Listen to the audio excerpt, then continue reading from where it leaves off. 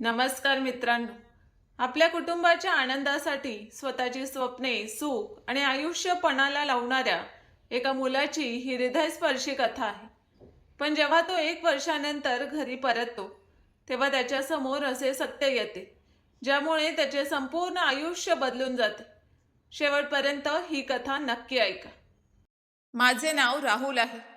माझे बाबा मजूर होते. त्यांनी आपलं संपूर्ण आयुष्यभर कष्ट करून आम्हा सर्वांना मोठे केले. आमच्या घरी आम्ही 4 भावंडे होतो. मला 3 बहिणी होत्या. त्यापैकी 2 माझ्यापेक्षा मोठ्या आणि एक माझ्यापेक्षा लहान होती. माझ्या सर्वात मोठ्या बहिणीचे नाव प्रीती, दुसऱ्या बहिणीचे नाव काजल आणि सर्वात लहान बहिणीचे नाव दीप्ती होते. आम्ही अतिशय साध्या आणि सामान्य कुटुंबातून आलो होतो. आमच्या घरी कधीच भरपूर पैसे नव्हते, पण माझ्या आईबाबांनी आम्हाला कधीही गरिबीची जाणीव होऊ दिली नाही. ते नेहमी म्हणायचे की माणसाची खरी संपत्ती म्हणजे त्याचे संस्कार आणि कष्ट. माझ्या दोन्ही मोठ्या बहिणी लग्नाच्या वयाच्या झाल्या होत्या.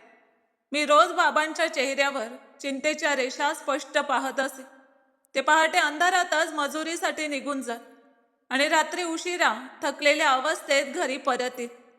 त्यांच्या हातावर छाले पडले होते. उन्हामुळे त्यांचा चेहरा काळवंडला होता. तरीही त्यांनी कधीही तक्रार केली नाही. आई घरची सगळी कामे करायची आणि थोडेफार शिवणकाम करून बाबांना मदत करायची. मी लहानपणापासून त्यांचा लाडका होतो. त्यांनी मला कधीच घरच्या जबाबदाऱ्यांचा भार जाणवू दिला नाही. ते नेहमी म्हणायचे की तू फक्त मन लावून अभ्यास कर. एक दिवस मोठा माणूस होशील आणि आमचे नाव उज्ज्वल करशील. मीही पूर्ण मेहनतीने अभ्यास करत होतो. पण जसजसा मी मोठा होत गेलो, तसतशी मला घरची खरी परिस्थिती समजू लागली. रात्री जेवण झाल्यानंतर सगळेजण झोपल्यावर मी अनेकदा बाबांच्या जवळ बसायचो आणि म्हणायचो की बाबा, तुम्ही काहीही काळजी करू नका. मी एक दिवस खूप पैसे कमवेन आणि माझ्या 3 बहिणींची लग्ने इतकी भव्य करेन की संपूर्ण गाव ती कायम लक्षात ठेवे. बाबा माझे हे बोलणे ऐकून हसायचे आणि म्हणायचे की बाळा, देव तुझ्या प्रत्येक इच्छेला यश देव. पण त्यांच्या डोळ्यात दडलेले दुःख मला स्पष्ट दिसायचे.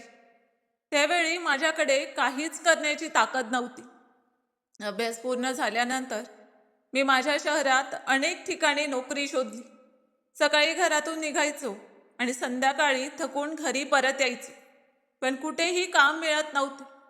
कोणी म्हणायचे अनुभव हवा आहे, कोणी म्हणायचे जागा भरल्या आहेत, तर कोणी खूपच कमी पगाराची अट घालायची. मी रोज निराश होऊन घरी परत यायचो आणि मनात विचार करायचो की जर मला लवकर नोकरी मिळाली नाही तर माझ्या बहिणींची लग्ने कशी होणार. एक दिवस अचानक मला माझा जुना मित्र आठवला. तो अनेक वर्षांपूर्वी दुबईला गेला होता आणि तिथे नोकरी करत होता. खूप विचार केल्यानंतर मी त्याला फोन केला.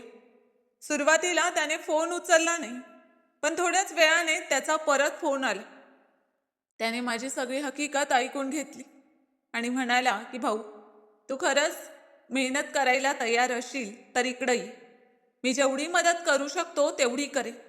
पण एक गोष्ट आधीच सांगतो, इथे नोकरी मिळणे सोपे नाही. सुरुवातीला खूप अडचणी येतील आणि पगारही फारसा जास्त नसेल. पण मेहनत केलीस तर हळूहळू सगळे व्यवस्थित होईल.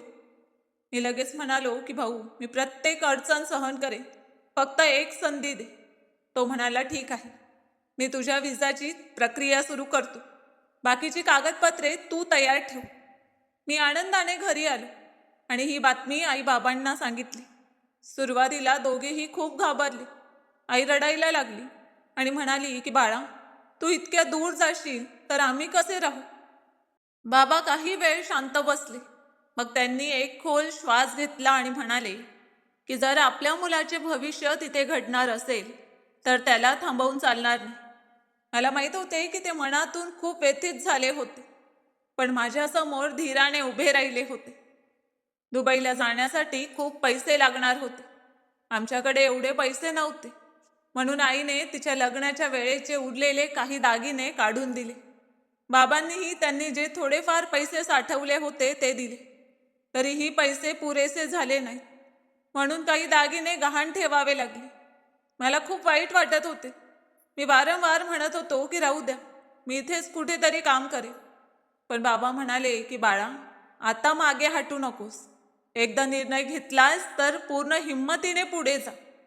मी अशी इच्छा करतो की तू ते आयुष्य जगावेस जे मी कधीच जगू शकलो नाही. ज्या दिवशी मी घरातून निघालो त्या दिवशी आईने माझ्या कपाळावर हात ठेवला आणि रडत रडत म्हणाली की बाळा, स्वतःची काळजी घे आणि कधीही चुकीचा मार्ग स्वीकारू नकोस. मी त्यांच्या पायांना स्पर्श केला आणि मनोमन वचन दिले की काहीही झाले तरी मी माझ्या कुटुंबाची मान कधीही खाली जाऊ देणार नाही. जेव्हा मी दुबईत पोहोचलो तेव्हा सगळेच माझ्यासाठी नवीन होते. तिथली भाषा, हवामान, लोक सगळेच वेगळे होते. सुरुवातीचे अनेक दिवस खूप कठीण गेले. मी सकाळपासून संध्याकाळपर्यंत नोकरी शोधत होतो, पण प्रत्येक ठिकाणी नकार मिळत होता. कधी भाषेच्या कारणामुळे, कधी अनुभव नसल्यामुळे, तर कधी इतर काही कारणांमुळे. अनेक वेळा अशी परिस्थिती आली की माझ्या खिशात इतकेच पैसे उरायचे की विचार करावा लागायचा, जेवण करावे की बसचे भाडे वाचवावे. रात्री एकटाच खोलीत बसून मी आई बाबांना आणि बहिणींना खूप आठवत असे. त्यांचे फोटो पाहत मी स्वतःलाच समजावत असे की नाही राहुल, अजून हार मानायची नाही. तू इथे कशासाठी आलायस? आपल्या कुटुंबासाठी आलास. अनेक वेळा मनात यायचे की सगळे सोडून घरी परत जावे, पण मग बाबांचा घामाने भरलेला चेहरा आठवायचा आणि मी दुसऱ्या दिवशी पुन्हा नव्या आशेने बाहेर पडायचे. माझा मित्रही जेवढी मदत करू शकत होता तेवढी करत होता. तो नेहमी म्हणायचा की हिम्मत सोडू नकोस, एक दिवस नक्कीच चांगले दिवस येतील. अनेक दिवस सतत प्रयत्न केल्यानंतर शेवटी एका कंपनीत मुलाखतीची संधी मिळाली. मी पूर्ण तयारी करून गेलो आणि मनापासून मुलाखत दिली. बहुधा माझी मेहनत आणि प्रामाणिकपणा त्यांना आवडला असावा, कारण त्याच दिवशी मला नोकरी मिळाली. जेव्हा मला समजले की मला नोकरी मिळाली आहे तेव्हा माझ्या डोळ्यात आनंद अश्रू आले. मी सर्वप्रथम देवाचे आभार मानले आणि लगेच घरी फोन केला. आईने माझा आवाज ऐकताच ती घाबरली, पण जेव्हा मी म्हणालो की आई, मला नोकरी मिळाली आहे, तेव्हा ती आनंदाने रडू लागली. बाबांनी फोन घेतला आणि फक्त एवढेच म्हणाले की बाळा, आज तू माझी मान अभिमानाने उंचावलीस. त्यांच्या आवाजातील आनंद मला स्पष्टपणे जाणवत होता. त्याच दिवशी मी स्वतःशी वचन दिले की आता कितीही मेहनत करावी लागली तरी मी कधीही मागे हटणार नाही. मी रात्रंदिवस प्रामाणिकपणे काम करेन, पैसे साठवेन आणि सर्वप्रथम माझ्या बहिणींची लग्ने चांगल्या घरात लावून दे. कारण आता ते केवळ माझे स्वप्न राहिले नव्हते, तर माझ्या संपूर्ण कुटुंबाच्या आशा माझ्या खांद्यावर होत्या आणि त्या आशा मला कोणत्याही परिस्थितीत पूर्ण करायच्या होत्या. मी तिथे पूर्ण मेहनत आणि प्रामाणिकपणाने काम करायला सुरुवात केली. सुरुवातीला प्रत्येक गोष्ट नवीन असल्यामुळे मला थोडा वेळ लागला, पण हळूहळू मी माझ्या कामात अधिक चांगला होत गेलो. माझा पगारही खूप चांगला होता. दर महिन्याला मला सुमारे 1,00,000 रुपये मिळत होते. माझ्यासाठी ही रक्कम एखाद्या स्वप्नासारखी होती, कारण मी यापूर्वी कधीही एकाच वेळी इतके पैसे पाहिले नव्हते. मला सर्वात जास्त आनंद या गोष्टीचा होता की आता घरचा खर्च व्यवस्थित भागू शकत होता आणि माझ्या बहिणींच्या लग्नाची चिंता हळूहळू कमी होत चालली होती. मी दर महिन्याला सर्वप्रथम घरी पैसे पाठवत असे. त्यानंतर जे थोडेफार पैसे उरत ते मी स्वतःजवळ ठेवत असे, जेणेकरून गरज पडल्यास त्यांचा उपयोग होईल. मला स्वतःवर पैसे खर्च करणे अजिबात आवडत नव्हते. मी नेहमी विचार करत असे की जितके जास्त पैसे साठवेन तितके लवकर मी माझ्या बहिणींची जबाबदारी पूर्ण करू शकेन. माझ्यासाठी सर्वात मोठा आनंद म्हणजे महिन्याचा पगार मिळताच मी लगेच घरी पैसे पाठवत असे आणि मग आईच्या फोनची वाट पाहत असे. जेव्हा आई म्हणायची की बाळा, पैसे आले आहेत, तेव्हा माझा संपूर्ण दिवस आनंदात जात असे. मी रोज रात्री कामावरून परतल्यानंतर घरी फोन करत असे. कधी आईशी बोलणे व्हायचे, कधी बाबांशी, तर कधी बहिणींशी. सगळेजण माझ्याशी हसून बोलत आणि नेहमी म्हणत की बाळा, तू स्वतःची काळजी घे, इथे सगळे ठीक आहे. आई नेहमी मला समजावत असे की बाळा, जास्त काम करू नकोस, स्वतःच्या प्रकृतीचीही काळजी घे. पैसे तर नंतरही मिळतील, पण तू आजारी पडलास तर आम्हाला खूप दुःख होईल. मीही प्रत्येक वेळी हसून म्हणत असे की आई, तुम्ही काहीही काळजी करू नका. मी इथे अगदी आनंदित आहे. इथे सगळे छान चालले आहे. पण सत्य मात्र वेगळेच होते. मी मुळीच ठीक नव्हतो. काम इतके कठीण होते की अनेकदा संध्याकाळपर्यंत माझे हातपाय साथ देत नसत. कधी तासनतास उभे राहावे लागे, कधी जड सामान उचलावे लागे, तर कधी इतक्या थंडीत बाहेर काम करावे लागे की संपूर्ण शरीर बधीर होत असे. अनेकदा रात्री खोलीत परतल्यानंतर अंगदुखीमुळे मला नीट झोपही लागत नसे. हातांवर छाले पडले होते, पायांना सूज येत असे आणि अनेकदा ताप आला तरी दुसऱ्या दिवशी मी पुन्हा कामावर जात असे. कारण मला भीती वाटत असे की सुट्टी घेतली तर पगारातून पैसे कापले जातील आणि मी घरी कमी पैसे पाठवू शकेन. मी माझ्या दुःखाबद्दल कधीच घरी सांगत नसे, कारण मला माहीत होते की आईला समजले तर ती रात्रभर रडेल आणि बाबा स्वतःलाच दोष देतील की त्यांनी मला इतक्या दूर का पाठवले. त्यामुळे जेव्हा जेव्हा मी घरी फोन करत असे तेव्हा नेहमी हसून बोलत असे आणि म्हणत असे की इथे सगळे खूप चांगले आहे, तुम्ही काहीही काळजी करू नका. पण एक गोष्ट मला नेहमीच अस्वस्थ करत असे. आईचा आवाज पूर्वीसारखा राहिला नव्हता. ती प्रत्येक वेळी हसण्याचा प्रयत्न करत असे, पण तिच्या आवाजात एक विचित्र दुःख दडलेले जाणवत असे. जणू ती माझ्यापासून काहीतरी लपवत होती. अनेकदा माझ्या मनात यायचे की विचारावे की आई, सगळे ठीक तर आहे ना? तू माझ्यापासून काही लपवत तर नाही ना?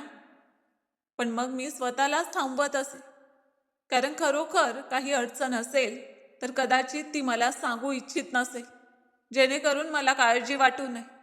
मी फक्त एवढेच म्हणत असे की आई, तू स्वतःची काळजी घे आणि वेळेवर जेवण कर. ती नेहमी म्हणायची की बाळा, तू फक्त आपले काम कर, इथे सगळे देवाच्या कृपेने ठीक आहे. हळूहळू वेळ जात होता आणि माझे आयुष्य केवळ काम आणि घरच्या फोन पुरतेच मर्यादित झाले होते. मी दररोज हाच विचार करत असे की जितक्या लवकर शक्य होईल तितके जास्त पैसे साठवावे, जेणेकरून बहिणींची लग्ने चांगल्या घरात करता येतील. अनेकदा सुट्टीच्या दिवशीही मी ओव्हरटाईम करत असे, जेणेकरून थोडे जास्त पैसे मिळतील. माझे मित्र म्हणत की थोडा आरामही करून घे, पण मला आरामापेक्षा कुटुंबाची काळजीच जास्त वाटत असे. एक दिवस मी कामावर असताना माझ्या फोनची घंटी वाजली. मी पाहिले तर माझी मोठी बहीण प्रीतीचा फोन होता. मी लगेच एका कोपऱ्यात जाऊन फोन उचलला. तिच्या आवाजात खूप आनंद होता. ती म्हणाली की भाऊ, माझ्याकडे तुझ्यासाठी खूप मोठी आनंदाची बातमी आहे. मी हसत म्हणालो की लवकर सांग, काय बातमी आहे? ती हसत हसत म्हणाली की भाऊ, माझे लग्न ठरले आहे. काही महिन्यात माझे लग्न होणार आहे. हे ऐकताच माझ्या डोळ्यात आनंद अश्रू आले. मला वाटले की माझी सगळी मेहनत आता फळाला येऊ लागली आहे. मी काही क्षण काहीच बोलू शकलो नाही. मग मी म्हणालो की खरंच ताई, ही तर खूप मोठी आनंदाची बातमी आहे. देवाचे लाख लाख आभार. ती हसत म्हणाली की हो भाऊ, मुलाकडची माणसं खूप चांगली आहेत. सगळे खूप आपुलकीने बोलतात आणि त्यांनी कोणत्याही प्रकारची अवास्तव मागणीही केलेली नाही. हे ऐकून माझे मन आणखी आनंदाने भरून आले. मला वाटले की माझ्या खांद्यावरील मोठा भार हलका झाला आहे. मी त्याच वेळी आईशी बोलण्यास सांगितले. आईने फोन घेतला आणि म्हणाली की हो बाळा, देवाने आमचे ऐकले. मुलाकडची माणसं खूप चांगली आहेत. आम्हाला आशा आहे की प्रीती तिथे खूप सुखी राहील. तू काहीही काळजी करू नकोस. आता सगळे हळूहळू चांगले होईल. आईचे बोलणे ऐकून माझ्या चेहऱ्यावर हास्य उमटले. मी म्हणालो की आई, तुम्ही लग्नाची तयारी सुरू करा. पैशांची अजिबात काळजी करू नका. जे काही लागेल ते मी पाठवतो. माझ्या बहिणीच्या लग्नात कोणतीही कमतरता राहता कामा नये. मला वाटते की तिची प्रत्येक छोटी मोठी इच्छा पूर्ण व्हावी. आई म्हणाली की बाळा, तू आधीच आमच्यासाठी खूप काही केले आहेस. पण मी म्हणालो की नाही आई, मी अजून काहीच केले नाही. ज्या दिवशी मी माझ्या तिन्ही बहिणींना हसत हसत त्यांच्या नव्या घरात निरोप देईल, त्या दिवशी मला वाटेल की मी मुलगा म्हणून माझे कर्तव्य पूर्ण केले. त्या दिवशी कामावर परतताना माझी पावले पूर्वीपेक्षा खूप हलकी झाली होती. माझ्या चेहऱ्यावर हास्य होते आणि मनात नवी आशा होती. मला वाटत होते की आता माझी मेहनत खरोखरच माझ्या कुटुंबाच्या आनंदात रूपांतरित होत आहे. याच विचाराने मी पूर्वीपेक्षा अधिक मेहनत करण्यासाठी स्वतःला तयार केले. कारण मला माहीत होते की अजून माझ्या 2 बहिणींची जबाबदारी बाकी होती आणि मी कोणत्याही परिस्थितीत माझ्या आई बाबांची सर्व स्वप्ने पूर्ण केल्याशिवाय स्वस्थ बसणार नव्हतो. मी दुबईत काम करत करत पूर्ण 1 वर्ष काढले. वेळ कसा गेला हे कळलेच नाही. या 1 वर्षात माझे आयुष्य केवळ काम, घर आणि कुटुंबाच्या आठवणींमध्येच व्यतीत होत होते. मी दर महिन्याला 1 दिवसही उशीर न करता घरी पैसे पाठवत असे आणि दररोज रात्री फोन करून सगळ्यांचा हाल-हवाल विचारत असे. आई नेहमी म्हणायची की बाळा, इथे सगळे ठीक आहे. तू फक्त स्वतःची काळजी घे आणि मेहनत करत राहा. मी तिच्या बोलण्यावर विश्वास ठेवत असे. कारण मला वाटत असे की आता घरची परिस्थिती पूर्वीपेक्षा खूप सुधारली असेल. माझ्या मोठ्या बहिणीच्या लग्नाला येण्याची माझी खूप इच्छा होती, पण मला सुट्टी मिळाली नव्हती. त्यावेळी आईने फोनवरच सांगितले होते की बाळा, तुझ्या बहिणीचे लग्न खूप चांगल्या प्रकारे पार पडले. सगळे खूप आनंदात होते आणि आता ती तिच्या सासरी खूप सुखात आहे. हे ऐकून माझ्या डोळ्यात आनंद अश्रू आले. मला वाटले की माझी मेहनत यशस्वी होत आहे. त्या दिवशी मी पूर्ण उत्साहाने कामावर गेलो. कारण मला वाटत होते की आता हळूहळू माझी सर्व स्वप्ने पूर्ण होत आहे. वेळ असाच पुढे जात राहिला आणि एक दिवस अचानक माझ्या बॉसने मला त्यांच्या कॅबिनमध्ये बोलावले. मी थोडा घाबरलो. काय झाले असेल याचाच विचार माझ्या मनात सुरू होता. पण ते हसत म्हणाले की राहुल, तू गेल्या 1 वर्षात खूप मेहनत केली आहेस. तू कधीही कोणतेही काम करण्यास नकार दिला नाहीस. त्यामुळे कंपनीतर्फे तुला 1 महिन्याची सुट्टी दिली जात आहे. तू घरी जाऊन तुझ्या कुटुंबासोबत वेळ घालवून ये. हे ऐकताच माझे मन आनंदाने भरून गेले. मी वारंवार त्यांचे आभार मानत राहिले. बाहेर पडताच माझ्या मनात सर्वप्रथम हाच विचार आला की मी घरी माझ्या येण्याची बातमी कोणालाही सांगायची नाही. मी सगळ्यांसमोर अचानक जाऊन त्यांना सुखद धक्का दे. आई मला पाहून किती आनंदी होईल. बाबा मला मिठी मारतील. माझ्या बहिणी आनंदाने रडतील. याच सगळ्या विचारात मी रस्ताभर हसत राहील. मी लगेच तिकीट बुक केले आणि सुट्टी सुरू होताच दुबईहून भारताकडे निघाले. संपूर्ण प्रवासात माझ्या डोळ्यांसमोर फक्त माझे घरच दिसत होते. मला माझे बालपण आठवत होते, जेव्हा मी त्याच गल्लीत मित्रांसोबत खेळत असे, जेव्हा आई मला हाक मारून घरी बोलवत असे आणि बाबा संध्याकाळी मजुरीवरून परतल्यानंतर आम्हा सर्वांसाठी मिठाई घेऊन येत. विमानातून उतरल्यानंतर जसे मी माझ्या देशाच्या मातीवर पाऊल ठेवले, तसे माझ्या मनाला एक वेगळेच समाधान मिळाले. असे वाटले की मी पुन्हा माझ्याच जगात परत आलो आहे. विमानतळावरून बाहेर पडताच मी घाईघाईने माझ्या शहराच्या दिशेने निघालो. रस्ताभर खिडकीतून बाहेर पाहत राहिले. सगळे काही ओळखीचे वाटत होते. ते रस्ते, ते बाजार, ती झाडे, ती दुकाने, जिथून मी लहानपणी टॉफी विकत घेत असे. माझे मन आनंदाने भरून गेले होते. मी विचार करत होतो की आता फक्त काही क्षणातच मी माझ्या कुटुंबाला भेटणार. जेव्हा मी माझ्या मोहल्ल्यात पोचलो, तेव्हा बालपणाच्या सगळ्या आठवणी पुन्हा ताज्या झाल्या. ते जुने घर, ते शेजारी, ती गल्ली जिथे मी तासनतास खेळत असे. पण माहीत नाही का, त्या दिवशी मोहल्ल्यातील वातावरण काहीसे विचित्र वाटत होते. लोक मला पाहून हसत होते, पण त्यांच्या हास्यात पूर्वीसारखा आनंद नव्हता. काही लोक मला पाहताच गप्प झाले, जणू त्यांना मला काहीतरी सांगायचे होते, पण ते सांगू शकत नव्हते. मी त्याकडे फारसे लक्ष दिले नाही आणि घाईघाईने घराच्या दिशेने निघालो. जसा मी घराच्या दारासमोर पोचलो, तसे माझे हृदय जोरात धडधडू लागले. मी मनात विचार केला की आता दार उघडेल आणि आई मला पाहून आनंदाने रडेल. पण जसे मी दार उघडले, तसे माझ्या पायाखालची जमीनच सरकली. घराची अवस्था पाहून मी पूर्णपणे स्तब्ध झालो. भिंतीचा रंग उडाला होता. अनेक ठिकाणी छताला गळतीच्या खुणा दिसत होत्या. घरातील सामानही पूर्वीपेक्षा खूप जुने आणि तुटके फुटके दिसत होते. मी आत नजर फिरवली तेव्हा पाहिले की माझी एक बहीण भांडे घासत होती, दुसरी झाडू लावत होती आणि तिसरी ही घरातील कामात गुंतली होती.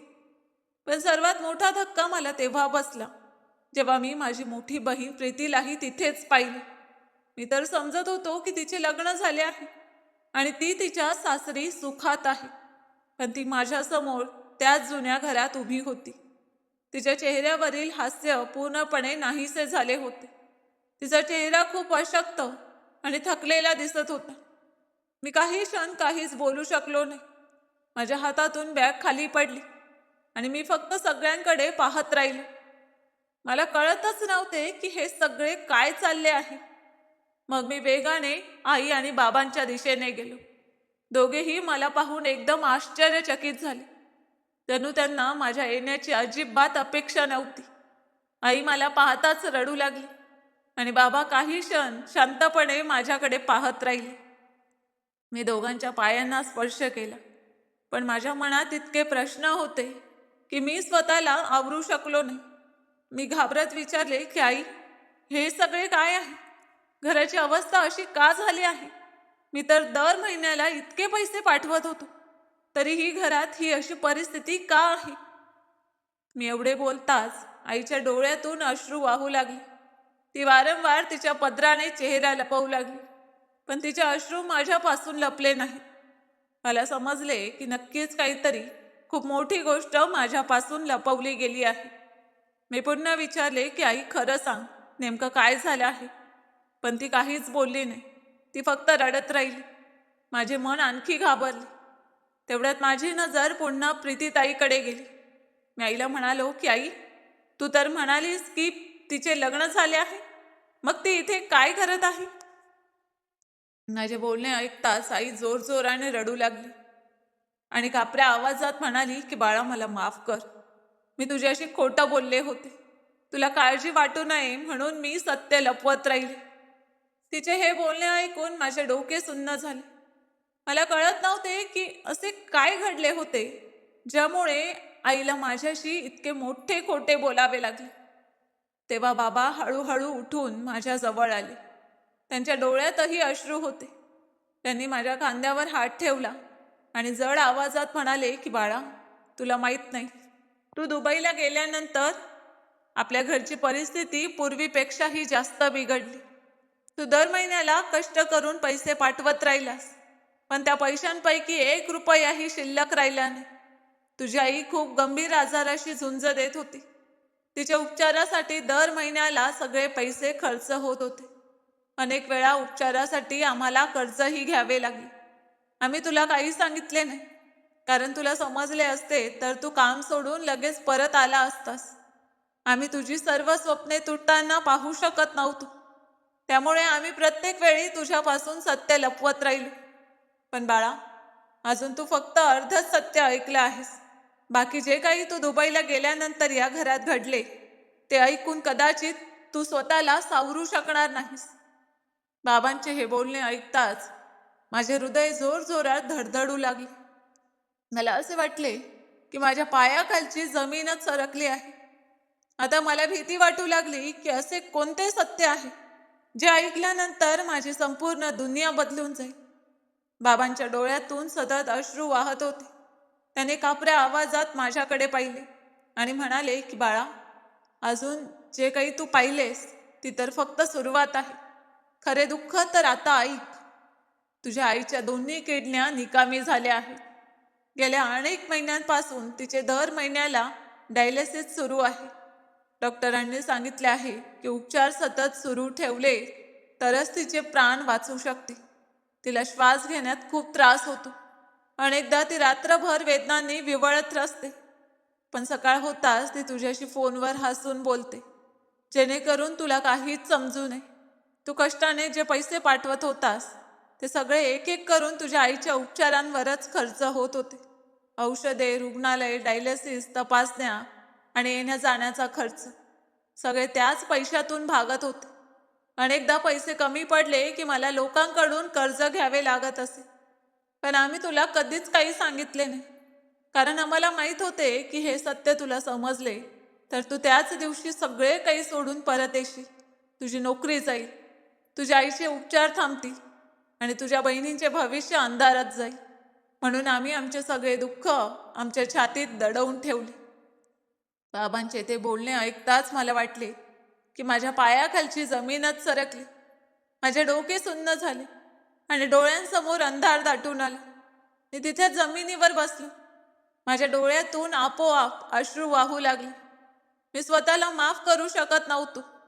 मी विचार करत होतो की मी इतक्या दूर बसून समजत होतो की माझ्या घरात सगळे काही व्यवस्थित चालले आहे, पण माझे कुटुंब इतक्या मोठ्या दुःखातून जात होते आणि मला त्याची साधी कल्पनाही नव्हती. मी लगेच उठून आईजवळ गेले. ती खाटेवर बसली होती. तिचा चेहरा पूर्वीपेक्षा खूप अशक्त झाला होता. तिचे शरीर पूर्णपणे कृश झाले होते. डोळ्यांखाली काळी वर्तुळे पडली होती. तिला पाहून माझे हृदय तुटले. मी तिच्या पायाजवळ बसलो. तिचा हात माझ्या हातात घेतला आणि रडत म्हणालो की आई, हे सगळे काय झाले? तू मला एकदा तरी का नाही सांगितलेस? मी तुझा मुलगा आहे. मला आधी समजले असते तर मी काही ना काही मार्ग काढला असता. आईने कापऱ्या हाताने माझ्या डोक्यावरून हात फिरवला आणि हलकेसे हसत म्हणाली की बाळा, मी तुला काय सांगणार? मला माहित होते की हे सगळे तुला समजले तर तू त्याच क्षणी नोकरी सोडून इथे येशील. तू तुझी सगळी स्वप्ने सोडून देशील. मग माझे उपचारही थांबतील आणि तुझ्या बहिणींचे आयुष्यही अडचणीत येईल. म्हणून मी ठरवले की जोपर्यंत माझ्यात श्वास आहे तोपर्यंत मी सगळे काही सहन करेन, पण तुला काळजी करू देणार नाही. आईचे हे बोलणे ऐकून मी आणखी रडू लागलो. मला वाटत होते की जगातील सर्वात मोठी संपत्ती म्हणजे माझी आई आहे आणि मी तिचे दुःख समजूच शकलो नाही. मी तिला मिठी मारली आणि बराच वेळ रडत राहिलो.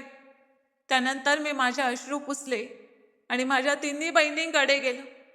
तिघींच्याही चेहऱ्यावरची चिंता स्पष्ट दिसत होती, पण मला पाहताच त्यांनी हसण्याचा प्रयत्न केला. मी तिघींचे हात माझ्या हातात घेतले आणि म्हणालो की तुम्ही काहीही काळजी करू नका. तुमचा भाऊ आता परत आला आहे. आता मी कोणालाही रडू देणार नाही. आता सगळे काही पूर्वीसारखे चांगले होईल. मी आईचे उपचार करेन. तुम्हा तिघींचे आयुष्य पुन्हा उभे करेन आणि या घरात पुन्हा आनंदाचे दिवस आणे. माझे बोलणे ऐकून तिन्ही बहिणींच्या डोळ्यातूनही अश्रू वाहू लागले, पण यावेळी त्या अश्रूंमध्ये आशेचा एक नवा किरणही होता. मी त्याच दिवशी ठाम निर्णय घेतला की आता मी केवळ नोकरीवर अवलंबून राहणार नाही. मला असा व्यवसाय उभा करायचा होता ज्यामध्ये आमचे संपूर्ण कुटुंब एकत्र मेहनत करेल आणि घरचे उत्पन्नही वाढेल. मी दुबईहून काही पैसे साठवून आणले होते. सुरुवातीला विचार केला होता की त्या पैशातून घराची दुरुस्ती करावी, पण आता मला समजले होते की सर्वात महत्त्वाची गोष्ट म्हणजे उत्पन्नाचे नवीन साधन उभे करणे. मी संपूर्ण शहरात अनेक ठिकाणी जाऊन पाहिले, लोकांशी बोललो आणि शेवटी घराजवळच एक छोटेसे दुकान भाड्याने मिळाले. मला लहानपणापासून आठवत होते की माझी आई आणि बहिणी खूप स्वादिष्ट पदार्थ बनवतात, विशेषतः मिठाई आणि नाश्ता. ज्याने त्यांच्या हातचे पदार्थ खाल्ले तो नेहमी त्यांचे कौतुक करत असे. तेव्हा माझ्या मनात एक नवीन विचार आला. मी सगळ्यांना बोलावले आणि म्हणालो की का नाही आपण मिठाई आणि नाश्त्याचे दुकान सुरू करू. आपण सगळे मिळून मेहनत करू आणि देवाने इच्छा केली तर एक दिवस हे छोटेसे दुकान आपले आयुष्य बदलून टाकेल. सुरुवातीला सगळ्यांनाच थोडी भीती वाटली, पण मी त्यांना धीर देत म्हणालो की आपण मनापासून मेहनत केली तर देव नक्कीच आपली साथ देईल. दुसऱ्याच दिवशी मी दुकान स्वच्छ करून घेतले, थोडी सजावट केली आणि आवश्यक सामान खरेदी केले. मोठी भगोणी, कढया, गॅस, चूल, भांडी आणि मिठाई बनवण्यासाठी लागणारे सर्व साहित्य आणले. माझ्या बहिणींनी पूर्ण मनापासून कामाला सुरुवात केली. प्रीतीताई स्वादिष्ट समोसे बनवत होते. काजलच्या जलेबीची सुगंध संपूर्ण मोहल्ल्यात दळवळत असे आणि दीप्ती मिठाई अतिशय सुंदर पद्धतीने सजवत असे. मी रोज सकाळी लवकर उठून दुकान उघडत असे, ग्राहकांची सेवा करत असे, आवश्यक सामान खरेदी करून आणत असे आणि संध्याकाळपर्यंत पूर्ण मनापासून मेहनत करत असे. आईची प्रकृती अजूनही पूर्णपणे बरी नव्हती, तरीही ती खाटेवर बसून आमच्याकडे पाहत राहायची आणि कधी कधी हसून म्हणायची की बाळा, देव तुझ्या मेहनतीला नक्की यश दे, फक्त हिंमत सोडू नकोस. आईचे हे शब्द माझ्यासाठी सर्वात मोठी ताकद बनत होते. हळूहळू आमच्या हाताने बनवलेल्या जिलेबी, समोसे आणि मिठाईचा सुगंध संपूर्ण परिसरात दरवळू लागला. लोक एकदा खायला येत आणि दुसऱ्यांदा आपल्या कुटुंबासोबत पुन्हा येत. कोणी आमच्या समोस्यांचे कौतुक करत असे, तर कोणी म्हणत असे की इतकी गरमागरम जिलेबी त्यांनी कित्येक दिवसांनी खाल्ली. काही दिवसातच आमच्या छोट्याशा दुकानात ग्राहकांची गर्दी होऊ लागली आणि मला पहिल्यांदाच असे वाटले की देवाने आमच्यासाठी आशेचे एक नवे दार उघडले आहे. आता माझ्या मनात पुन्हा आत्मविश्वास निर्माण झाला होता की संपूर्ण कुटुंब एकत्र मेहनत केली तर कितीही कठीण काळ असला तरी तो एक दिवस नक्की बदलतो. आमची मिठाई आणि नाश्त्याचे दुकान हळूहळू खूप चांगले चालू लागले होते. सकाळी दुकान उघडताच ग्राहकांची गर्दी होत असे. कोणी समोसे घेण्यासाठी येत, कोणी गरमागरम जिलेबीसाठी, तर कोणी आमच्या मिठाईचे कौतुक करत आपल्या नातेवाईकांनाही सोबत घेऊन येत. मी सकाळपासून रात्रीपर्यंत दुकानात मेहनत करत असे आणि माझ्या बहिणीही पूर्ण मनापासून मला साथ देत होते. पण मला नेहमी वाटत असे की आपल्यामध्ये एखादे कौशल्य असेल तर त्याचा पूर्ण उपयोग झाला पाहिजे. तेव्हा एक दिवस मला आठवले की माझी मोठी बहीण प्रीतीला लहानपणापासून शिवणकाम खूप चांगले येत होते. ते आपल्या हाताने इतके सुंदर कपडे शिवत असे की पाहणारा तिचे कौतुक केल्याशिवाय राहू शकत नसे. मी तिला म्हणालो की ताई, तू पुन्हा शिवणकाम का सुरू करत नाहीस? सुरुवातीला ती थोडी घाबरली आणि म्हणाली की भाऊ, आता माझ्याकडे कपडे शिवायला कोण येईल? आता इतकी मोठी मोठी बुटीक्स उघडली आहे, लोक आपल्यासारख्या छोट्या घरात काय येतील? मी हसून म्हणालो की ताई, काम चांगले असेल तर लोक स्वतःहून चालत येतील. आपल्याला फक्त मनापासून मेहनत करायची आहे, बाकी सर्व देवावर सोपवून दे. माझे बोलणे ऐकून तिने धीर केला आणि घराच्या कोपऱ्यात ठेवलेले आपले जुने शिवणयंत्र स्वच्छ करून तयार केले. सुरुवातीला ती दिवसभर शिवणयंत्रासमोर बसून राहत असे, पण एकही ग्राहक येत नव्हता. अनेकदा मी पाहत असे की ती शांतपणे शिवणयंत्रावरून हात फिरवत असे आणि मग उठून दुसऱ्या कामाला लागत असे, पण तिने कधीही हिंमत सोडली नाही. एक दिवस आमच्या शेजारी राहणाऱ्या एक काकू आमच्या घरी आले. त्यांनी ताईला म्हटले की बाळा, माझा एक सलवार सूट शिवून दे, बाजारात खूप जास्त पैसे सांगत आहे. ताईने हसून होकार दिला आणि पूर्ण मनापासून त्यांचा सलवार सूट शिवून दिला. 2 दिवसांनी काकू कपडे घेण्यासाठी आले. त्यांनी ते घालून पाहिले आणि त्या आनंदाने फुलून गेले. त्या म्हणाल्या की बाळा, इतके सुंदर कपडे मोठे मोठे टेलरही शिवत नाहीत, तो तर अगदी माझ्या पसंतीप्रमाणे शिवले आहे. ते जाताना संपूर्ण मोहल्ल्यात ताईचे भरभरून कौतुक करून गेले. तर मग काय, हळूहळू एका मागून एक ग्राहक येऊ लागले. कोणी ब्लाऊज शिवण्यासाठी येत, कोणी सलवार सूट शिवण्यासाठी, तर कोणी मुलांच्या कपड्यांसाठी. काही महिन्यातच परिस्थिती अशी झाली की ताईला सकाळपासून संध्याकाळपर्यंत शिवणकामातून मोकळा वेळच मिळत नव्हता. लोक आधीच क्रमांक लावून कपडे देऊ लागले होते. अनेक महिला फक्त इतरांकडून तिचे कौतुक ऐकून आमच्या घरी येत आणि काम आवडल्यानंतर आपल्या ओळखीच्या लोकांनाही आमच्याकडे पाठवा. पाहता पाहता ताईचे नाव संपूर्ण परिसरात पसरले. आता आमचे मिठाईचे दुकानही खूप चांगले चालू लागले होते आणि ताईच्या शिवणकामालाही खूप मागणी वाढली होती. घरात पहिल्यांदाच असे वाटत होते की आमच्या मेहनतीला खरोखर यश मिळत आहे. हळूहळू आमचे उत्पन्न पूर्वीपेक्षा खूप वाढले होते. आम्ही सर्वप्रथम घराच्या तुटलेल्या भिंतींची दुरुस्ती करून घेतली. वर्षानुवर्ष उखडलेली रंगरंगोटी पुन्हा करून घेतली. छताची दुरुस्ती केली, तुटलेले दरवाजे दुरुस्त केले आणि खिडक्यांना नवे पडदे लावले. जेव्हा घर पुन्हा नवीनसारखे दिसू लागले तेव्हा आईच्या डोळ्यात आनंद अश्रू आले. ती वारंवार देवाचे आभार मानत राहिली. मी ताईसाठी घरात एक वेगळी खोली तयार करून घेतली, जेणेकरून ती आरामात शिवणकाम करू शकेल. त्या खोलीची स्वच्छता करून घेतली, नवे टेबल ठेवले, शिवणयंत्रासाठी योग्य जागा तयार केली आणि भिंतीवर सुंदर पोस्टर्स लावले, जेणेकरून ग्राहकांना चांगले वातावरण मिळेल. खोलीच्या बाहेर एक छोटासा फलकही लावला, ज्यावर लिहिले होते प्रीती सिलाई सेंटर. आता महिला थेट तिथे येऊन कपडे देत आणि ताई पूर्ण मनापासून त्यांचे काम करत असे. आमची लहान बहीण दीप्तीही आता पूर्वीसारखी उदास राहत नव्हती. ती दुकानात आणि घरात दोन्हीकडे आमचा हातभार लावत असे. घरचे वातावरणही पूर्णपणे बदलू लागले होते.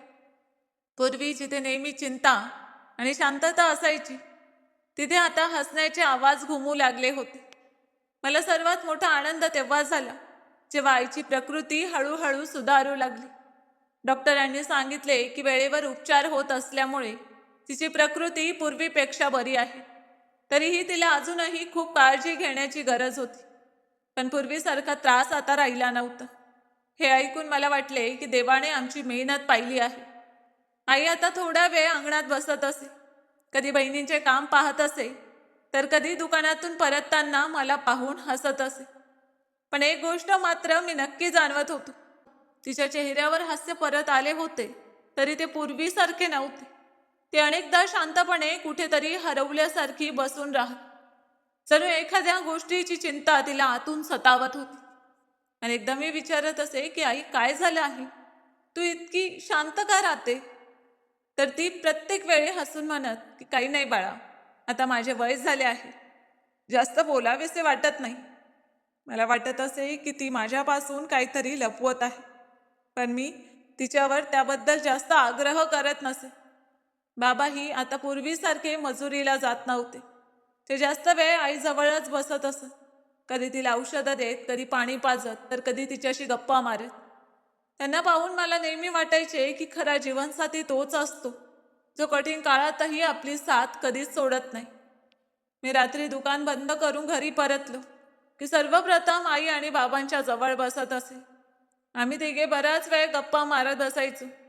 मी माझ्या हाताने आईला जेवण भरवत असे. त्यानंतर बाबांनाही प्रेमाने जेवण वाढत असे. आई अनेकदा माझा हात हातात घेऊन म्हणायची की बाळा, तू आमच्यासाठी जेवढे केले आहेस तेवढे कदाचित कोणताही मुलगा करू शकणार नाही. मी तिच्या बोलण्यावर नेहमी म्हणत असे की आई, मी अजून काहीच केले नाही. ज्या दिवशी मी तुला पूर्णपणे निरोगी पाहीन आणि माझ्या तिन्ही बहिणींना कायम आनंदात पाहीन, त्याच दिवशी मला वाटेल की माझी मेहनत खऱ्या अर्थाने यशस्वी झाली. माझे बोलणे ऐकून आईच्या डोळ्यात अश्रू आले. पण यावेळी त्या अश्रूंमध्ये दुःखापेक्षा आपल्या मुलाचा अभिमान अधिक दिसत असे. आणि मी मनोमन देवाकडे फक्त एवढीच प्रार्थना करत असे की आता आमच्या कुटुंबावर पुन्हा कधीही वाईट काळ येऊ नये. आई गेल्यानंतर पहिले काही दिवस आमच्या घरात कोणत्याच कामात मन लागत नव्हते. सकाळी उठल्यावर सवयीने मी आईच्या खोलीकडे पाहत असे, पण प्रत्येक वेळी रिकामा पलंग पाहून मन भरून येत असे. बाबा दिवसभर शांत बसून राहत. पूर्वी ते प्रत्येक छोट्या मोठ्या गोष्टीबाबत आईचा सल्ला घेत असत. आता ते कोणाशीच काही बोलत नसत. माझ्या तिन्ही बहिणींनीही डोळ्यातील अश्रू लपवत घरची कामे करत असत. पण त्यांच्या मनात किती दुःख आहे हे मी स्पष्ट ओळखू शकत होतो. रात्री जेव्हा आम्ही सगळे जेवणासाठी बसत असू, तेव्हा कोणाचीही हिंमत होत नसे की पूर्वीसारखे हसत खेळत बोलावे. आईची रिकामी जागा मला प्रत्येक क्षणी जाणवत असे. एक दिवस मी सगळ्यांना जवळ बोलावले आणि म्हणालो की पहा, जर आपण असेच खचून गेलो तर आईची सगळी मेहनत व्यर्थ जाईल. आईची नेहमीच इच्छा होती की आपण सगळे एकत्र राहावे आणि आनंदात राहावे. त्यामुळे आता आपल्याला स्वतःला सावरावे लागेल. माझे बोलणे ऐकून बाबांनी माझ्याकडे पाहिले. त्यांच्या डोळ्यात अश्रू होते. त्यांनी माझा हात हातात घेतला आणि म्हणाले की बाळा, आज मला तुझा खूप अभिमान वाटतो आहे. तू या घराला सावरलेस, नाहीतर तुझ्या आईनंतर मी पूर्णपणे एकटा पडलो असतो. मी त्यांना म्हणालो की बाबा, आता मी आहे ना, तुम्ही कोणतीही काळजी करू नका. आपण सगळे मिळून हे घर पूर्वीपेक्षाही अधिक चांगले बनवू. त्यानंतर आम्ही सगळ्यांनी पुन्हा आपल्या कामाकडे लक्ष द्यायला सुरुवात केली. मी सकाळी लवकर उठून दुकान उघडत असे. माझ्या दोन्ही मोठ्या बहिणी मिठाई आणि नाश्ता बनवण्यात मला मदत करत असत. लहान बहीण दीप्ती दुकानात ग्राहकांना सामान देत असे आणि मोठी ताई प्रीती शिवणकामही करत असे.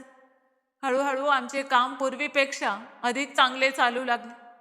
लोक आमच्या मिठाईची खूप प्रशंसा करत. दूरदूरूनही ऑर्डर्स येऊ लागले. ऑनलाईनही आता अनेक लोक आमच्याकडून मिठाई मागवू लागली. सणासुदीच्या दिवसात तर आमच्या दुकानावर इतकी गर्दी होत असे की आम्हाला रात्रीपर्यंत काम करावे लागे. पण आता या मेहनतीमुळे थकवा जाणवत नव्हता, कारण आम्हाला माहीत होते की आपण आपल्या कुटुंबासाठी काम करत आहोत. काही महिन्यानंतर आम्ही दुकान आणखी मोठे केले, नवीन मशीन खरेदी केल्या आणि 2 मुलांना कामावरही ठेवले. आता आमची कमाई पूर्वीपेक्षा अनेक पटींनी वाढली होती. एक दिवस बाबा माझ्या जवळ आले आणि म्हणाले की बाळा, आता मला वाटते की आपण प्रीती आणि काजलच्या लग्नाबाबत पुन्हा विचार करायला हवा. पूर्वी घरची परिस्थिती खराब होती, त्यामुळे काही करू शकलो नाही. पण आता देवाने आपल्याला पुन्हा सावरले आहे. मी हसून म्हणालो की बाबा, आता ही जबाबदारी माझी आहे. माझ्या बहिणींची लग्ने खूप चांगल्या घरात होती आणि कोणत्याही गोष्टीची कमतरता राहू देणार नाही. काही दिवसानंतर आमच्या नातेवाईकांच्या माध्यमातून प्रीतीताईसाठी एक उत्तम स्थळ आले. मुलगा शिकलेला होता, त्याचा छोटासा स्वतःचा व्यवसाय होता आणि सर्वात महत्त्वाचे म्हणजे त्याचे कुटुंब खूप चांगले होते. त्यांनी हुंड्याची कोणतीही मागणी केली नव्हती. त्यांना फक्त एक चांगली मुलगी हवी होती. आम्ही सर्व त्यांना भेटलो तेव्हा आम्हालाही ते लोक खूप आवडले. प्रीतीताईचेही त्यांच्याशी बोलणे झाले आणि तिलाही हे स्थळ आवडले. काही महिन्यानंतर आम्ही प्रीतीताईचे लग्न खूप धूमधडाक्यात केले. यावेळी माझ्या डोळ्यात अश्रू होते, पण ते आनंदाचे अश्रू होते, कारण दुबईला जाताना जे स्वप्न मी पाहिले होते ते आज पूर्ण होत होते. लग्नानंतर जेव्हा प्रीतीताईचा निरोप झाला तेव्हा तिने मला मिठी मारून म्हटले की भाऊ, तू हार मांडली असतीस तर आज आपले कुटुंब कधीच सावरले नसते. मी म्हणालो की ताई, हे सगळे आईच्या आशीर्वादाचे फळ आहे. त्यानंतर हळूहळू काजलसाठीही एक चांगले स्थळ आले. तिचेही लग्न एका उत्तम कुटुंबात झाले. आता घरात फक्त मी, लहान बहीण दीप्ती आणि बाबा राहिलो होतो. दीप्ती अभ्यासात खूप हुशार होती. मी तिला म्हणालो की तू तुझा अभ्यास पूर्ण कर. तुला जितके शिकायचे असेल तितके मी शिकवेन. तुला कोणतीही चिंता करायची गरज नाही. ती मन लावून अभ्यास करत राहिली आणि शेवटी तिला सरकारी नोकरी मिळाली. ज्या दिवशी तिचे नियुक्तीपत्र आले त्या दिवशी बाबांच्या डोळ्यात आनंद अश्रू आले. त्यांनी आकाशाकडे पाहून म्हटले की आज तुझी आई असती तर किती आनंदी झाली असती. मीही त्या दिवशी खूप रडलो, कारण मला आईची खूप आठवण येत होती. आता आमचे कुटुंब पुन्हा आनंदाने भरून गेले होते. काही काळानंतर मोहल्ल्यातील लोकांनी माझा सन्मानही केला, कारण मी मेहनत आणि प्रामाणिकपणाच्या जोरावर माझ्या कुटुंबाला पुन्हा उभे केले होते. लोक म्हणत की मुलगा असावा तर राहुल सारखा, जो स्वतः त्रास सहन करूनही आपल्या कुटुंबाचा खंबीर आधार बनला. आता जेव्हा मी दुकानाच्या बाहेर बसून लोकांना मिठाई खरेदी करताना पाहतो तेव्हा मला जुने दिवस आठवतात, जेव्हा आमच्याकडे खाण्यासाठीही पैसे नव्हते, जेव्हा आई आपला आजार लपवून आमचे धैर्य वाढवत असे, जेव्हा बाबा मजुरी करून घर चालवत असत आणि जेव्हा मी दुबईत एकटं बसून घरची आठवण काढत रडत असे. पण मी आयुष्यात एक गोष्ट शिकलो आहे, माणूस जर मेहनत करणे सोडत नाही आणि आपल्या कुटुंबाची साथ कधी सोडत नाही तर एक ना एक दिवस देव त्याच्या मेहनतीचे फळ नक्कीच देतो. कठीण काळ कायमचा नसतो, पण धैर्याने उभे राहणारे लोक नेहमी पुढे जातात. आज माझ्या बहिणी आपल्या आपल्या संसारात आनंदाने आहेत. लहान बहीण आपली नोकरी करत आहे, बाबा आमच्या सोबत सुखाने राहत आहेत आणि मी दररोज आईच्या फोटो समोर हात जोडून एवढेच म्हणतो की आई, तू दिलेल्या संस्कारामुळे आज आपले कुटुंब पुन्हा हसत आहे आणि मी आयुष्यभर तुझी शिकवण कधीच विसरणार नाही. आता सर्व काही पूर्वीसारखे सुरळीत होऊ लागले होते, पण आईची आठवण आजही आमच्या हृदयातून गेली नव्हती. घरात पुन्हा हास्याचे स्वर घुमू लागले होते. पण जेव्हा जेव्हा कोणताही आनंदाचा क्षण यायचा तेव्हा सर्वप्रथम आईची उणीव प्रकर्षाने जाणवत असे. मी दररोज सकाळी दुकानात जाण्यापूर्वी तिच्या फोटोसमोर हात जोडतो आणि म्हणतो की आई पहा, आज तुझा मुलगा तो राहिलेला नाही जो पूर्वी जबाबदाऱ्यांपासून दूर पळत होता. आज मी तुझ्या प्रत्येक शिकवणीनुसार जगत आहे. मी आता माझ्या उरलेल्या दोन्ही बहिणींची ही लग्ने खूप चांगल्या प्रकारे आणि धूमधडाक्यात केली. त्यांच्या लग्नात कोणत्याही गोष्टीची कमतरता राहू नये यासाठी मी सर्वतोपरी प्रयत्न केला. प्रत्येक भावाची जशी इच्छा असते की आपल्या बहिणीची पाठवणी हसतमुखाने व्हावी, तशीच माझी इच्छा होती आणि ती मी पूर्ण केली. त्यांच्या सासरचे लोक खूप चांगले होते. त्यांनी माझ्या बहिणींना आपल्या मुलीप्रमाणे स्वीकारले आणि त्यांना भरभरून जिव्हाळा व आदर दिला. जेव्हा मी पहिल्यांदा बहिणींच्या सासरी गेलो आणि पाहिले की तिथे सर्वजण त्यांना किती जिव्हाळ्याने सांभाळत आहेत, तेव्हा माझ्या डोळ्यात आनंद अश्रू आले. मला वाटले की देवाने माझ्या सर्व मेहनतीचे फळ मला दिले आहे. आता माझ्या तिन्ही बहिणी आपल्या आपल्या संसारात सुखाने स्थिरावल्या होत्या. आईचे सर्वात मोठे स्वप्न अखेर पूर्ण झाले होते. एक दिवस बाबा माझ्या जवळ आले. त्यांनी माझ्या खांद्यावर हात ठेवला आणि प्रेमाने म्हणाले की बाळा, तू खरंच माझ्या आणि तुझ्या आईचे स्वप्न पूर्ण केलेस. तू कधी हार मानली नाहीस. तू आपल्या कुटुंबाला तुटू दिले नाहीस. तू आपल्या बहिणींचे संसार उभे केलेस. आज मला माझ्या मुलाचा खूप अभिमान वाटतो. तुझ्यासारखा मुलगा प्रत्येक आई बाबांना मिळो. त्यांचे बोलणे ऐकून मी स्वतःला आवरू शकलो नाही. मी त्यांच्या पाया पडलो आणि म्हणालो की बाबा, जर तुम्ही आणि आईने मला चांगले संस्कार दिले नसते तर मी कधीच काही करू शकलो नसतो. हे सगळे तुमच्या कष्टांचे आणि आईच्या आशीर्वादाचे फळ आहे. मी तर फक्त माझे कर्तव्य पार पाडत होतो. बाबांनी मला उठवून मिठी मारली. आम्ही दोघे बराच वेळ काहीच बोललो नाही, पण आमच्या डोळ्यातील अश्रूंनी सगळे काही सांगितले होते. त्यानंतर आयुष्य अधिक सुंदर होत गेले. माझ्या तिन्ही बहिणी जेव्हा जेव्हा माहेरी येत, तेव्हा संपूर्ण घर पुन्हा पूर्वीसारखे भरून जात असत. त्यांची लहान मुले संपूर्ण घरभर धावत असत. कधी माझ्या खांद्यावर चढत तर कधी बाबांच्या मांडीवर बसत. संपूर्ण घर त्यांच्या हास्याने गजबजून जात असत. त्या मुलांना पाहून मला वाटायचे की आई आज असती तर त्यांना पाहून किती आनंदी झाली असती. माझ्या बहिणी प्रत्येक वेळी माझ्यासाठी आपल्या हातांनी काही ना काही बनवून आणत आणि मी त्यांच्यासाठी आधीच खूप गिफ्ट्स खरेदी करून ठेवत असे. कधी मुलांसाठी खेळणी, कधी नवे कपडे, कधी मिठाई, तर कधी त्यांना आवडणारी एखादी वस्तू. त्या प्रत्येक वेळी मला म्हणत की भाऊ, इतक्या गोष्टी देऊ नकोस. पण मी हसून म्हणत असे की जेव्हा तुम्ही लहान होतात तेव्हा मी तुमच्यासाठी काही करू शकलो नव्हतो. आज देवाने मला इतके दिले आहे की माझ्या बहिणींवर खर्च करण्यातच मला सर्वात जास्त आनंद मिळतो. जेव्हा त्या परत आपल्या घरी जात तेव्हा मी त्यांना वाटेसाठी मिठाई आणि भरपूर सामान देऊन निरोप देत असे. बाबा दारात उभे राहून त्यांना जाताना पाहत राहत आणि त्यांच्या गेल्यानंतर घर पुन्हा शांत होत असत. पण आता त्या शांततेत पूर्वीसारखी उदासी नसायची, कारण आम्हाला माहीत होते की आमच्या मुली आपापल्या संसारात आनंदाने आहेत. हळूहळू आमचा व्यवसाय पूर्वीपेक्षा खूप चांगला चालू लागला. आता लोक दूरदूरून आमच्या दुकानात येऊ लागले होते. आमच्या मिठाईची ओळख संपूर्ण शहरात झाली होती. सणासुदीच्या काळात तर इतकी गर्दी होत असे की आम्हाला रात्रीपर्यंत काम करावे लागे. मी दुकान आणखी मोठे केले. नवीन मशीन बसवल्या, आणखी काही लोकांना कामावर ठेवले, जेणेकरून त्यांच्याही घराचा उदरनिर्वाह चांगला होईल. मला नेहमी वाटत असे की देवाने मला पुढे नेले आहे, तर मला इतरांचाही आधार बनायला हवे. मी गरजू तरुणांना दुकानात काम दिले, जेणेकरून तेही आपल्या कुटुंबाला हातभार लावू शकतील. एक दिवस मोहल्ल्यातील काही मान्यवर माझ्या जवळ आले आणि म्हणाले की राहुल, आम्हाला तुझा खूप अभिमान आहे. तू केवळ आपले घरच सावरले नाहीस, तर अनेकांना रोजगारही दिलास. तुझी आई जिथे कुठे असेल तिथून ती आज तुझ्याकडे पाहून नक्कीच आनंदी होत असे. त्यांचे बोलणे ऐकून मी पुन्हा भावुक झालो. तर रात्री मी आईच्या फोटोसमोर बराच वेळ बसलो आणि मनातल्या मनात तिच्याशी बोलत राहिलो. मी म्हणालो की आई, तू नेहमी मला मेहनत करायला शिकवलेस. तू सांगायचीस की परिस्थिती कितीही वाईट असली तरी कधी हार मानू नकोस. आज तुझे प्रत्येक शब्द खरे ठरले. जर त्यावेळी मी खचून गेलो असतो तर कदाचित आज माझ्या बहिणींचे संसार कधीच उभे राहिले नसते आणि बाबांच्या चेहऱ्यावरचे हे हास्यही परत आले नसते. आज माझ्याकडे पैसा आहे, मान सन्मान आहे, स्वतःचा व्यवसाय आहे आणि सुखी कुटुंब आहे. पण यापेक्षा सर्वात महत्त्वाची गोष्ट म्हणजे आज मला स्वतःची लाज वाटत नाही, तर अभिमान वाटतो.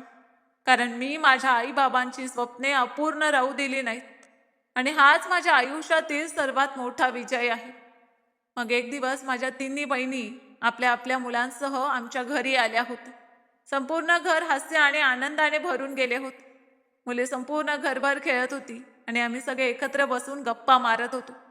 तेव्हा माझी मोठी बहीण हसत म्हणाली की भाऊ, तू आमचे आयुष्य घडवलेस. आता आमची एक गोष्ट ऐक. मी हसत विचारले की सांगा आता काय करायचे आहे. ती म्हणाली की आता तुझेही लग्न व्हायला हवे. खूप झाले एकट्याने राहणे. आता आमच्या घरातही एक वहिनी यायला हवी, जी या घराची जबाबदारी सांभाळेल आणि बाबांचीही काळजी घेईल. माझी दुसरी बहीणही हसत म्हणाली की हो भाऊ, आता तुझेही वय होत आहे. पूर्वी तू आमच्या जबाबदाऱ्यांमध्ये गुंतला होतास म्हणून आम्ही कधी काही बोललो नाही. पण आता आमचीही लग्ने झाली आहे. आम्ही सगळ्या आपल्या आपल्या संसारात आनंदाने आहोत. आता तुझी पाळी आहे. लहान बहीण दीप्तीही हसत म्हणाली की भाऊ, आता आम्हालाही आमची वहिनी हवी आहे, जी आम्हा सगळ्यांवर माया करेल आणि या घरात पुन्हा पूर्वीसारखा हास्य आनंद फुलवेल. त्यांचे बोलणे ऐकून मी फक्त हसलो आणि काहीच बोललो नाही. तेव्हा बाबाही तिथे बसले होते. ते म्हणाले की बाळा, तुझ्या बहिणी अगदी बरोबर बोलत आहे. तू आमच्यासाठी खूप काही केले आहेस. आता स्वतःच्या आयुष्याचाही विचार कर. मी बाबांकडे पाहिले. त्यांच्या डोळ्यात तेच प्रेम होते जे नेहमी असायचे. मी हळूच म्हटले की जसं तुम्हाला योग्य वाटेल, मला काही हरकत नाही. माझे बोलणे ऐकताच तिने बहिणी आनंदाने उड्या मारू लागल्या आणि म्हणाल्या की बस, आता हे काम आमची जबाबदारी आहे. आम्ही आमच्या भावासाठी सर्वात चांगली मुलगी शोधून आणू. दुसऱ्याच दिवसापासून माझ्या बहिणी माझ्यासाठी स्थळं पाहू लागल्या. आमच्याच मोहल्ल्याच्या थोडे पुढे एक कुटुंब राहत होते. त्यांच्या मुलीचे नाव रुपाली होते. ती दिसायला खूप सुंदर होती, पण केवळ सौंदर्यच नव्हे तर तिचे संस्कारही खूप चांगले होते. संपूर्ण मोहल्ल्यात लोक तिची नेहमीच प्रशंसा करत असत. ती आपल्या आई वडिलांचा खूप आदर करत असत. घरातील सर्व कामे ती चांगल्या प्रकारे सांभाळत असे आणि ती सुशिक्षितही होती. जेव्हा माझ्या बहिणींना तिच्याबद्दल समजले तेव्हा त्यांनी बाबांना म्हटले की आपण एकदा त्यांच्या घरी जाऊन बोलणी करायला हवी. बाबाही तयार झाले. मग एक दिवस माझ्या तिन्ही बहिणी आणि बाबा रुपालीच्या घरी स्थळ घेऊन गेले. त्यांनी तिथे बसून तिच्या कुटुंबाशी सविस्तर चर्चा केली. दोन्ही कुटुंबांनी एकमेकांना चांगल्या प्रकारे समजून घेतले. रुपालीच्या आई वडिलांनाही आमचे कुटुंब खूप आवडले. ते अतिशय साधे आणि सरळ स्वभावाचे लोक होते. त्यांनी कोणत्याही लोभाशिवाय या स्थळाला होकार दिला. जेव्हा माझ्या बहिणी घरी आल्या आणि त्यांनी ही आनंदाची बातमी सांगितली तेव्हा मी थोडा लाजलो. मग काही दिवसांनी आमची पहिली भेट घडवून आणण्यात आली. जेव्हा मी पहिल्यांदा रुपालीला पाहिले तेव्हा तिच्या साधेपणाने माझे मन जिंकले. तिने सर्वांशी अत्यंत आदर आणि संवाद साधला. तिच्या डोळ्यात आपुलकी होती आणि चेहऱ्यावर नेहमीच गोड हास्य असायचे. मला त्या क्षणी जाणवले की हीच मुलगी माझ्या घरात पुन्हा आनंद भरून टाकेल. दुसऱ्या बाजूला तिलाही मी आवडलो होतो. मग दोन्ही कुटुंबाच्या संमतीने आमचे लग्न ठरले. माझ्या बहिणींनी माझ्या लग्नाची तयारी अशी केली जणू त्यांच्याच लग्न होत होते. दररोज काही ना काही नवीन खरेदी होत असे. कधी कपडे, कधी दागिने, तर कधी सजावटीचे सामान. संपूर्ण घर पुन्हा आनंदाने भरून गेले. बाबा इतके आनंदी होते की त्यांना पाहून वाटत होते की जणू त्यांना पुन्हा जगण्याचे नवे कारण मिळाले आहे. अखेर तो दिवसही उजाडला ज्याची आम्ही सर्वजण आतुरतेने वाट पाहत होतो. माझे लग्न खूप धूमधडाक्यात झाले. दूरदूरचे नातेवाईक आले. संपूर्ण मोहल्ल्याने आमच्या आनंदात सहभाग घेतला. माझ्या बहिणी प्रत्येक विधीत अग्रेसर होत्या आणि वारंवार म्हणत होत्या की आज आमच्या भावाचा संसार थाटला जात आहे. पाठवणीनंतर जेव्हा रुपाली पहिल्यांदा आमच्या घरी आली तेव्हा तिने सर्वप्रथम देवघरात जाऊन देवाचे आशीर्वाद घेतले. त्यानंतर तिने बाबांच्या पायाला स्पर्श करून त्यांना आपल्या बाबांप्रमाणेच मान दिला. बाबांच्या डोळ्यात आनंद दाटून आला. त्याने तिच्या डोक्यावर हात ठेवत म्हटले की मुली, आजपासून हे घर तुझेही आहे. रुपाली हसून म्हणाली की बाबा, मी नेहमी या घराला माझेच घर समजून राहील. हळूहळू तिने संपूर्ण घराची जबाबदारी आपल्या हातात घेतली. ती सकाळी सर्वात आधी उठत असे, देवघरात पूजा करत असे, मग बाबांसाठी चहा बनवत असे, वेळेवर त्यांना औषधं देत असे, त्यांच्या खाण्यापिण्याची पूर्ण काळजी घेत असे. जर बाबांची तब्येत थोडीही बिघडली तर ती सर्वप्रथम डॉक्टरांना फोन करत असे आणि त्यांच्या सेवेत तत्परतेने लागे. हे सर्व पाहून मला खूप समाधान मिळत असे. ती केवळ बाबांचीच नव्हे तर माझीही खूप काळजी घेत असे. मी दुकानातून थकून घरी येत असे तेव्हा ती माझ्यासाठी गरमागरम जेवण तयार ठेवत असे. माझ्या दिवसभरातील सगळ्या गोष्टी ती खूप लक्षपूर्वक ऐकत असे आणि नेहमी माझा उत्साह वाढवत असे. तिच्या हातचे जेवण इतके स्वादिष्ट असायचे की बाबाही हसून म्हणत की मुली, तू आल्यापासून तर घरच्या जेवणाची चव बदलून गेली आहे. माझ्या बहिणी जेव्हा जेव्हा माहेरी येत तेव्हा रुपाली त्यांना आपल्या सख्ख्या बहिणींसारखे जपून वागवत असे. त्यांच्या मुलांसाठी ती आधीच मिठाई आणि खेळणी तयार ठेवत असे. हळूहळू रुपाली या घरचा एवढा अविभाज्य भाग बनली की आम्हाला कधीच असे वाटले नाही की ती या घरात नवीन आली आहे. आता माझाही संसार पूर्णपणे स्थिरावला होता. पूर्वी जिथे या घरात केवळ संघर्ष आणि अश्रू होते, तिथे आता सर्वत्र आनंद नांदत होता. बाबांच्या चेहऱ्यावर समाधान होते. माझ्या बहिणी आपापल्या घरी सुखाने राहत होत्या आणि मला अशी जीवनसाथी मिळाली होती जिने प्रत्येक कठीण काळात माझी साथ देण्याचे वचन मनापासून पाळले. मी अनेकदा रात्री देवाचे आभार मानत असे आणि मनातल्या मनात आईची आठवण काढत म्हणत असे की आई, तुझे कुटुंब आज पूर्ण झाले आहे. तुझ्या आशीर्वादामुळेच आम्ही या टप्प्यापर्यंत पोचलो आहोत आणि आज मी खरोखरच पूर्वीपेक्षा खूप जास्त आनंदी होतो. मित्रांनो, या कथेतून आपल्याला हे शिकायला मिळते की परिस्थिती कितीही कठीण असली तरी मेहनत, संयम, आईबाबांचे संस्कार आणि कुटुंबाची साथ माणसाला प्रत्येक संकटातून बाहेर काढते. स्वतःच्या सुखापेक्षा कुटुंबाच्या आनंदाला महत्त्व देणारी माणसे खऱ्या अर्थाने आयुष्यात मोठी ठरतात. मित्रांनो, जर ही कथा तुम्हाला मनापासून आवडली असेल तर व्हिडिओला लाईक करा, चॅनलला सबस्क्राईब करा आणि कमेंटमध्ये नक्की सांगा की राहुल सारखा मुलगा प्रत्येक आईबाबांना मिळावा असे तुम्हाला वाटते का? तुमचे मनापासूनचे मत आम्हाला नक्की कळवा. धन्यवाद.